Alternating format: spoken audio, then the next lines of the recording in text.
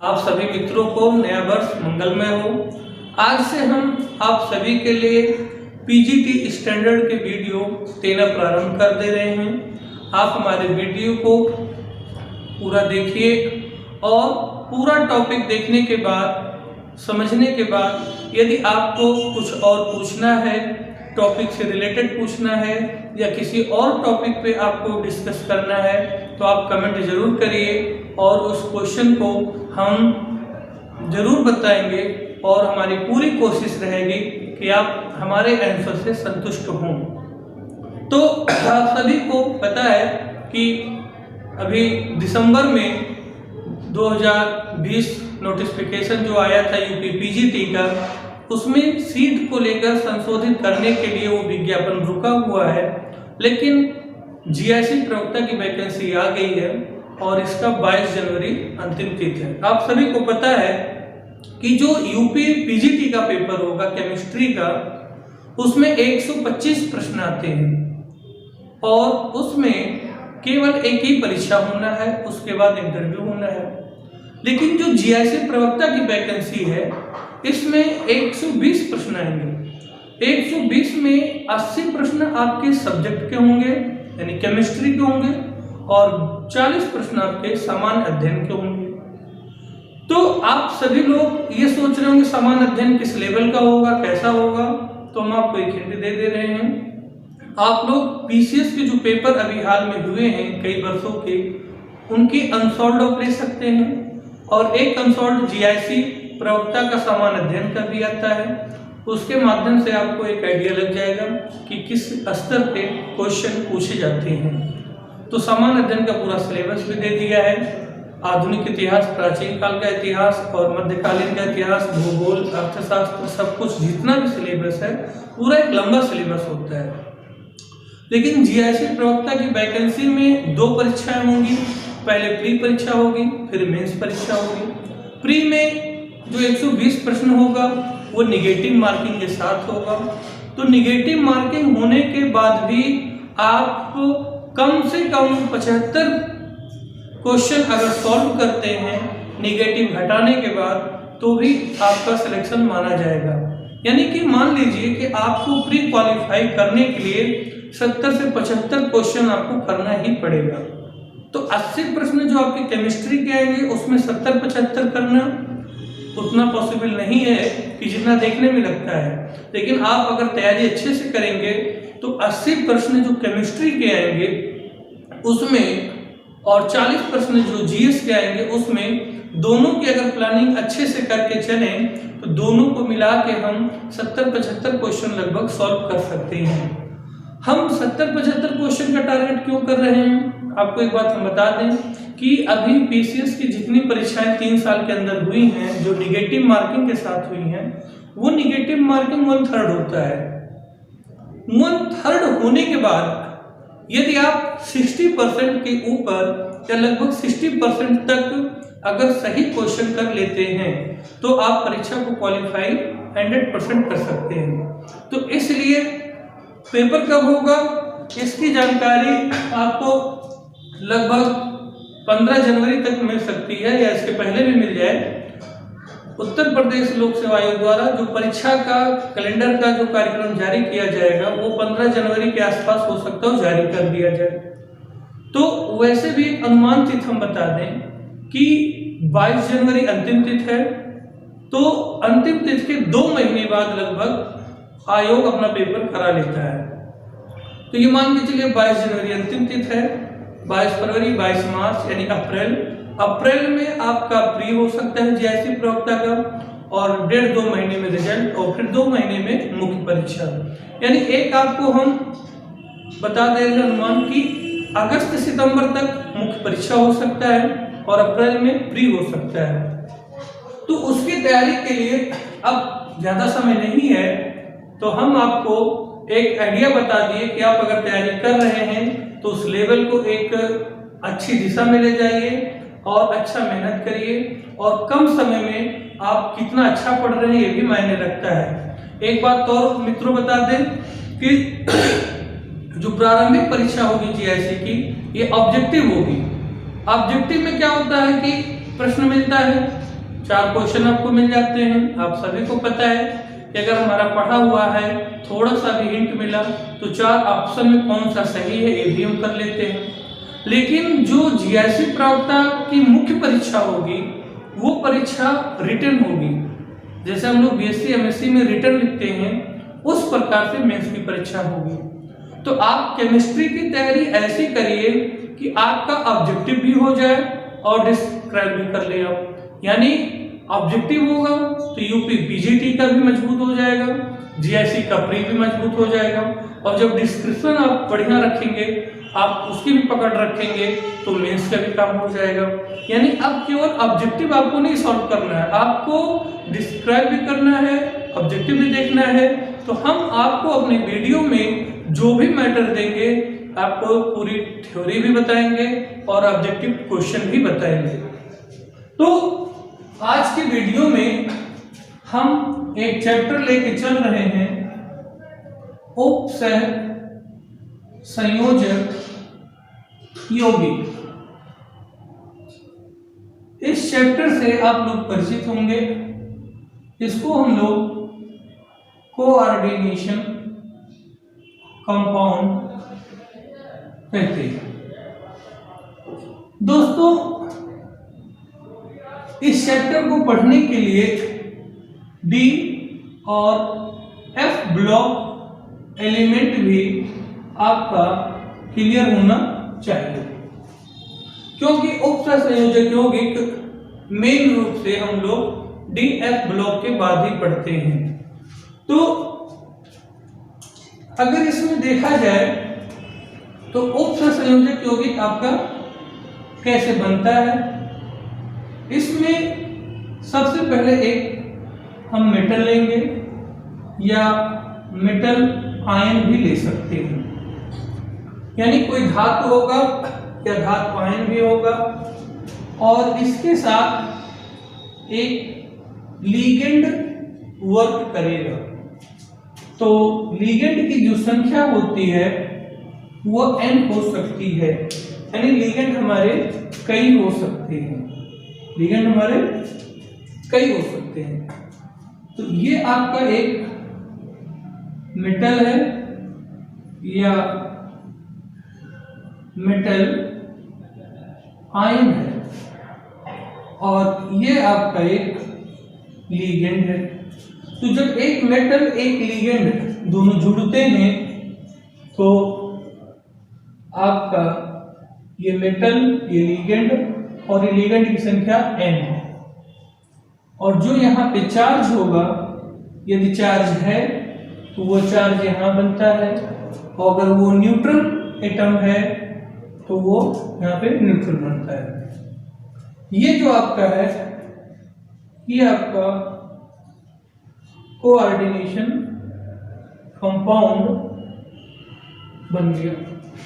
अब इसमें एक चीज हम बता दें कि जो मेटल होता है ये लीगेंड से किस प्रकार जुड़ेगा। तो इस मेटल में एक वैकेंट ऑर्बिटल होता है, इस मेटल में एक वैकेंट ऑर्बिटल होगा। वो वैकेंट ऑर्बिटल आपका डी का भी हो सकता है, यानी डी कक्षक का भी हो सकता है, एस कक्षक का भी हो सकता है या पी कक्षक का भी हो सकता है। क्योंकि जब हम उपसह संयोजक यौगिक के हाइब्रिडाइजेशन की बात करेंगे तो आपको एसपीडी सब कुछ कक्षक उसमें मिलेंगे। इस मेटल में या मेटल आयन में एक जो वैकेंट ऑर्बिटल होगा, उस ऑर्बिटल में ये लीगेंड अपने इलेक्ट्रॉन को देकर एक कोऑर्डिनेट बॉन्ड बनाते हैं। जैसा कि आप लोग बीएससी एमएससी पास आउट हैं तो आप सब समझ रहे हैं कि लोन पेयर इलेक्ट्रॉन जो होते हैं उनसे कोऑर्डिनेट बॉन्ड बनता है। केमिकल बॉन्ड में अगर देखा जाए तो केमिकल बॉन्ड आपके 4 टाइप्स के होते हैं। एक आयनिक बॉन्ड होता है जिसको हम इलेक्ट्रोवायलेंट बॉन्ड बोलते हैं। आयनिक बॉन्ड जो है आपका वो ट्रांसफर ऑफ इलेक्ट्रॉन से बनता है, और जो कोवैलेंट बॉन्ड होता है वो शेयरिंग ऑफ इलेक्ट्रॉन से बनता है, और जो कोऑर्डिनेट बॉन्ड होता है वो बाय लोन पेयर के बनता है।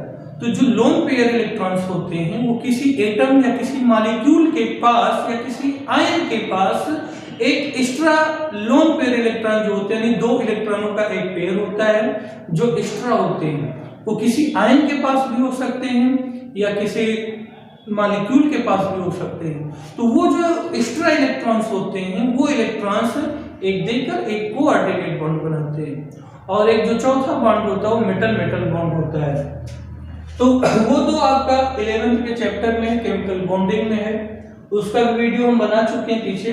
लेकिन जो आज स्पेशली हम लीगेंड की बात कर रहे हैं, लीगेंड आपका आयन भी हो सकता है या न्यूट्रल मॉलिक्यूल भी हो सकता है, उसके पास लोन पेयर इलेक्ट्रॉन होते हैं, और वो लोन पेयर इलेक्ट्रॉन इस मेटल या मेटल आयन के बैकेंड ऑर्बिटल में अपने इलेक्ट्रॉन को देकर शिफ्ट करके एक जो बॉन्ड बनता है उसको हम कोऑर्डिनेट बॉन्ड बोलते हैं, और उससे जो हमारा कंपाउंड तैयार होता है उस कंपाउंड को हम कोऑर्डिनेशन कंपाउंड कहते हैं।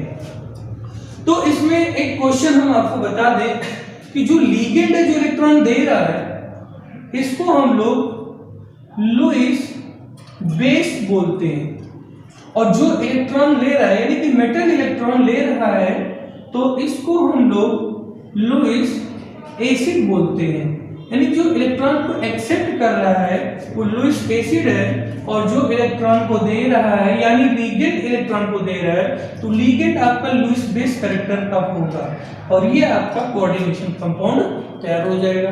क्योंकि कभी कभी परीक्षाओं में पूछा गया है एक कोऑर्डिनेशन कंपाउंड दे दिया जाएगा और आपसे पूछा जाएगा कि इसमें लुईस एसिड नेचर कौन सा है, तो लुईस एसिड नेचर हमेशा सेंट्रल मेटल एटम होगा या सेंट्रल मेटल आयन होगा, यानी कि जो मेन तत्व है हमारा यानी जो केंद्रीय परमाणु होता है वही आपका लुईस एसिड होता है, क्योंकि लुईस एसिड इलेक्ट्रॉन को एक्सेप्ट कर रहा है और जो इलेक्ट्रॉन को दे रहा है यानी लीगेंड इलेक्ट्रॉन को दे रहा है तो वह लुईस बेस नेचर का होगा। तो इसको जो है आप स्क्रीनशॉट ले लीजिए।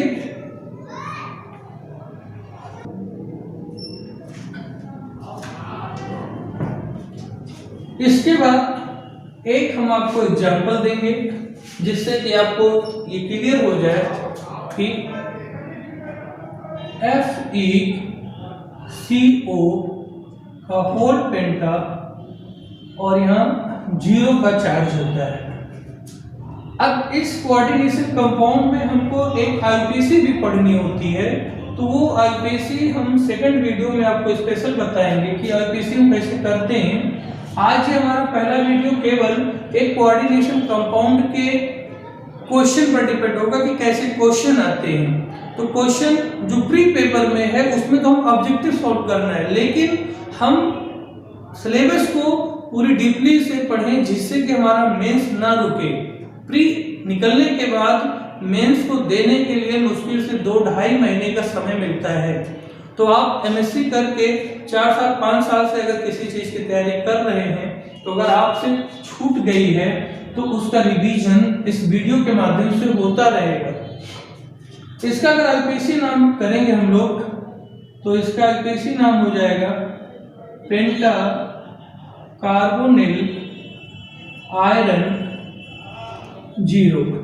ये जो 0 लिखते हैं ऑक्सीडेशन नंबर लिखते हैं, और पेंटा जो है वो लीगेंड की संख्या बता रहा है, और कार्बोनिल CO एक लीगेंड है, और आयरन यहाँ पे हम न्यूट्रल केस में लिखते हैं। आप लोग देखते होंगे कभी कभी हम लोग फेरेट लिखते हैं। फेरेट तब लिखेंगे आयरन के साथ जब यहाँ पे एक निगेटिव चार्ज हो या 2-4 निगेटिव चार्ज हो। यानी ये जो कोऑर्डिनेशन कंपाउंड होता है ये टोटल 3 प्रकार के होते हैं। एक तो होता है एनायनिक कंपाउंड जिसपे यहाँ निगेटिव चार्ज होगा, एक होगा कैटायनिक कंपाउंड जिसमें पॉजिटिव चार्ज होगा, और एक न्यूट्रल कंपाउंड होगा जिसमें आपका यहाँ 0 चार्ज होगा। अब आपसे अगर क्वेश्चन ये पूछा जाए कि इस कंपाउंड में लुईस एसिड प्रकृति का कौन है, यानी लुईस एसिड कैरेक्टर को इसमें से आयरन फॉलो करेगा या कार्बन मोनोऑक्साइड जो लिगेंड है कार्बोनिल या ये फॉलो करेगा। तो अभी हमने आपको बताया कि जो केंद्र परमाणु होता है, सेंट्रल मेटल एटम जो होता है, ये आपका लुईस एसिड है। यानी जो लुईस एसिड है, लुईस एसिड आपका कौन है? आयरन। और इलेक्ट्रॉन देता कौन है? CO, carbonyl. तो यहां पे CO is Lewis basic nature का है। तो इस क्वेश्चन में दो चीजें बन के आ रही हैं कि पेंटा कार्बोनिल आयरन में लुईस एसिड कौन है? तो लुईस एसिड आपका है आयरन, और लुईस बेस कौन है? कार्बोनिल। इसी प्रश्न से एक प्रश्न और बनेगा कि जो ये पेंटा कार्बोनिल आयरन है, इसमें समन्वय संख्या कितनी है? तो इसमें अगर हम समन्वय संख्या की बात करें, समन्वय संख्या यानी कि कोऑर्डिनेशन नंबर, तो कोऑर्डिनेशन नंबर जो होता है वो डिपेंड करता है लिगेंड के प्रकार पर। यदि मोनोडेंटेट लिगेंड है तो जितने नंबर ऑफ मोनोडेंटेट लिगेंड होंगे उतने ही उस कंपाउंड में कोऑर्डिनेशन नंबर होंगे। यानी इसमें कार्बोनिल जो लिगेंड है, कार्बोनिल लिगेंड एक मोनोडेंटेट लिगेंड है, तो इसमें कुल 5 लिगेंड है, तो इसकी समन्वय संख्या यानी कोऑर्डिनेशन नंबर कितनी हो जाएगी? 5। ऐसे आपको प्रश्न बना दिया जाएगा कि पेंटा कार्बोनिल आयरन में समन्वय संख्या कितनी है? 5। उसके बाद 10 इसलिए दे दिया जाएगा क्योंकि कंफ्यूजन क्रिएट करने के लिए, क्योंकि जो बाइडेंटेट लिगेंड होते हैं, अगर बाइडेंटेट लिगेंड 2 हैं तो समन्वय संख्या 4 होती है, तो इसलिए कभी कभी कंफ्यूजन करने के लिए ऐसे क्वेश्चन बना दिए जाते हैं। तो 4 ऑप्शन दे दिया जाएगा, 5, 6, 10, 8। तो आपको अगर क्लियर रहेगा तो आप 5 पर टिक लगाएंगे। तो इस प्रकार से एक ही एग्जाम्पल से आपको इस 3 प्रकार के क्वेश्चन हो गए। और एक चौथा क्वेश्चन आता है इसी से जुड़ा हुआ कि आयरन पेंटा कार्बोनिल या पेंटा कार्बोनिल आयरन में आयरन की ऑक्सीकरण संख्या क्या होगी? तो आयरन की अगर हम ऑक्सीकरण संख्या निकालेंगे तो आयरन को X मानते हैं, और जो कार्बोनिल है ये एक न्यूट्रल लिगेंड है, यानी 0 लिगेंड इसका चार्ज होता है, तो इसकी जब वैल्यू रखेंगे तो आयरन का ऑक्सीडेशन नंबर 0 ही निकलेगा। तो इस प्रकार से एक ही एग्जांपल से आपके 4 क्वेश्चन होते हैं।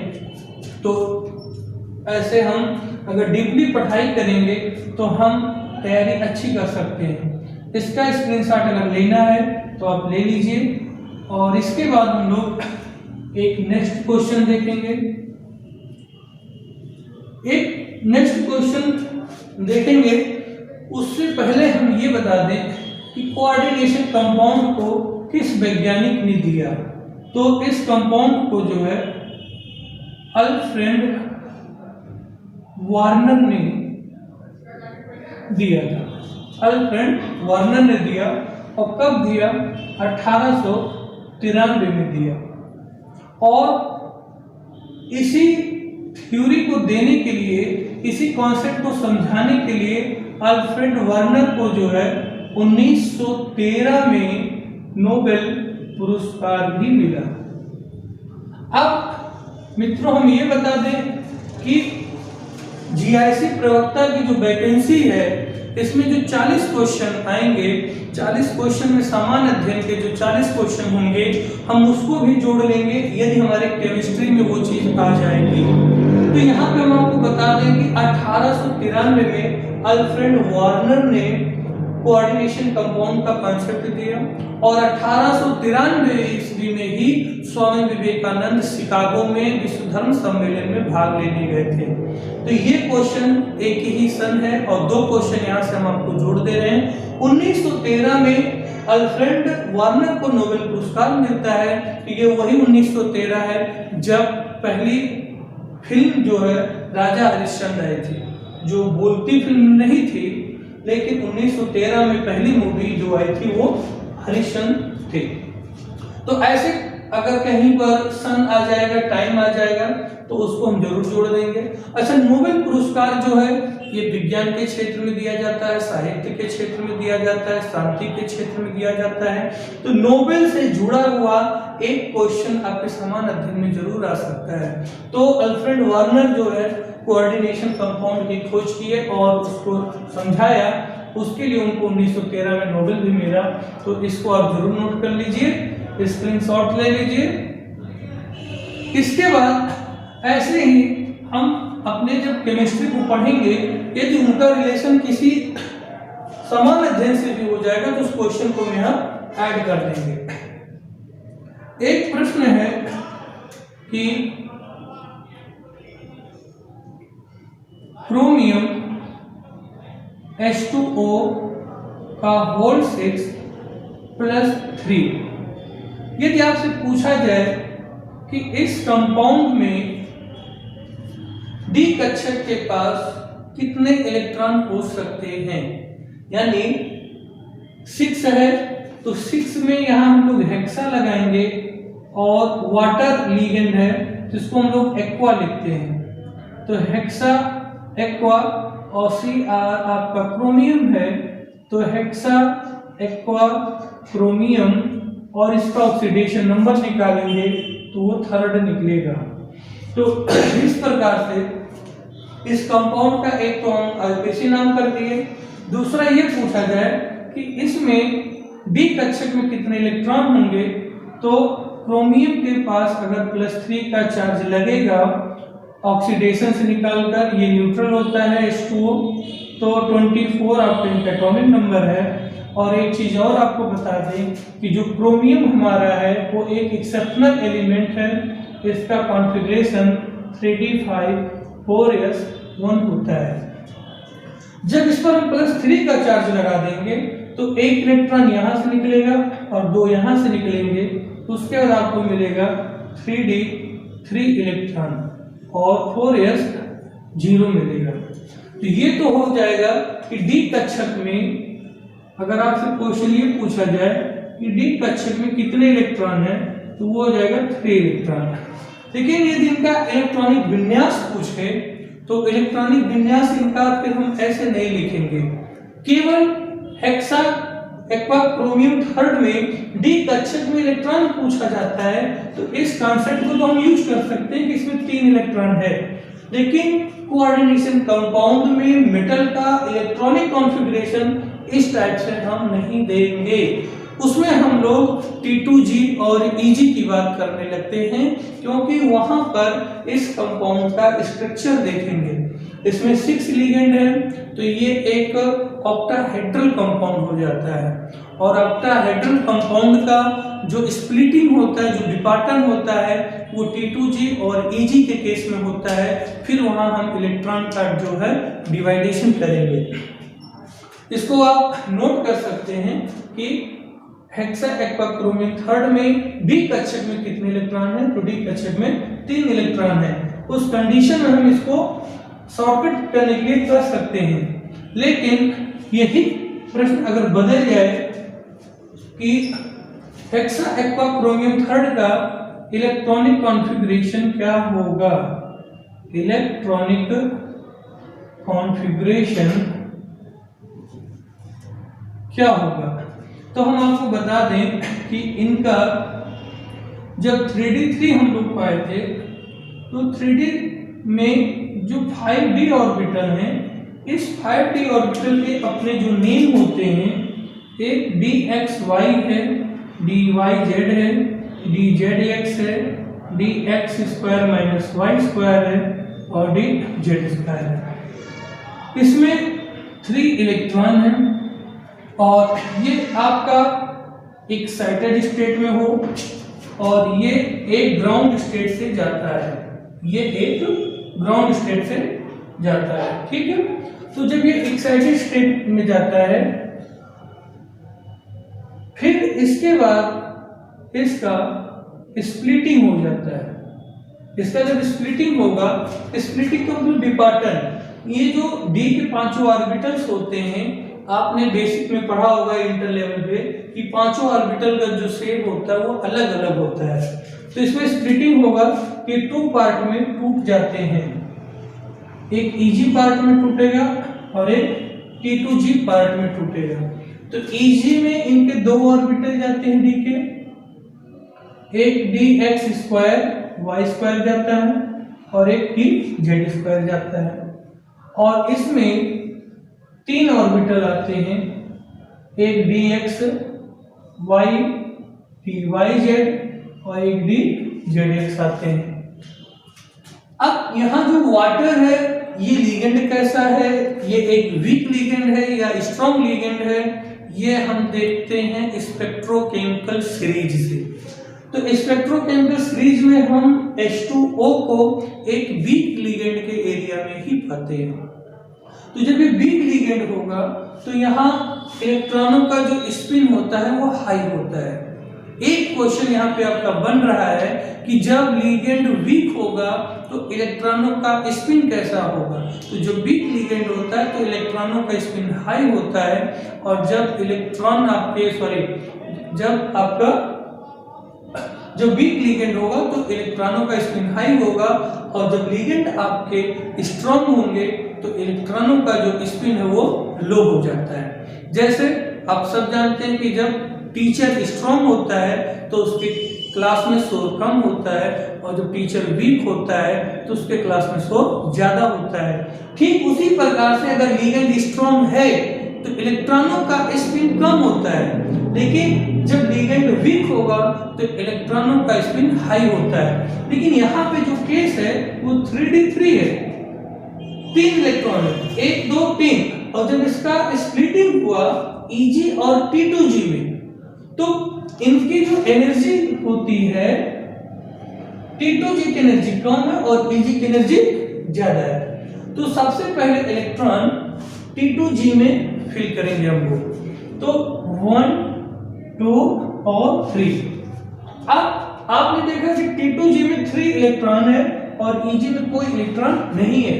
तो यदि क्वेश्चन आपका यहां से ये बन जाए कि हेक्सा एक्वा क्रोमियम थर्ड में क्रोमियम का इलेक्ट्रॉनिक कॉन्फ़िगरेशन क्या होगा, तो उसका कॉन्फ़िगरेशन हम लोग करेंगे T2G 3 Eg 0।